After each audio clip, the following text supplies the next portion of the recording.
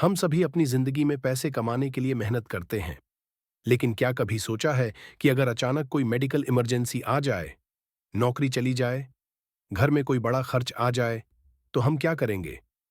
ऐसे समय पर जिसके पास इमरजेंसी फंड होता है, वही सबसे सुरक्षित रहता है।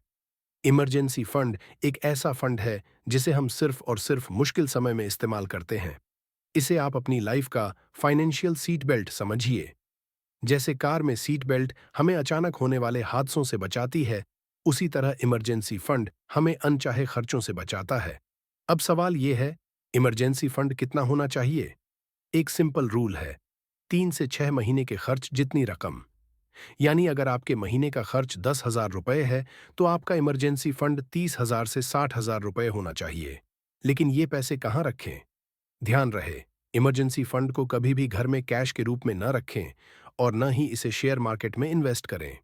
इसका सबसे अच्छा स्थान है savings account, liquid mutual funds, short term fixed deposit.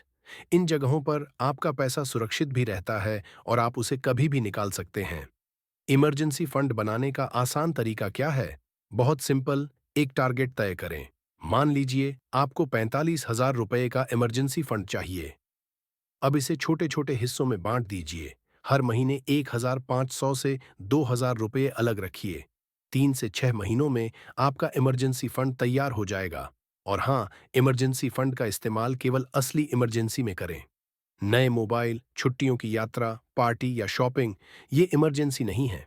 Emergency का मतलब है अस्पताल का खर्च, नौकरी जाने के बाद कुछ महीने का घर खर्च, घर में अचानक होने वाला जरूरी रिपेयर, जरूरी ट्रैवल खर्च। इमरजेंसी फंड होने का सबसे बड़ा फायदा यह है कि मुश्किल समय में आपको कर्ज नहीं लेना पड़ता, क्रेडिट कार्ड पर निर्भर नहीं रहना पड़ता और आपकी फाइनेंशियल लाइफ हमेशा कंट्रोल में रहती है।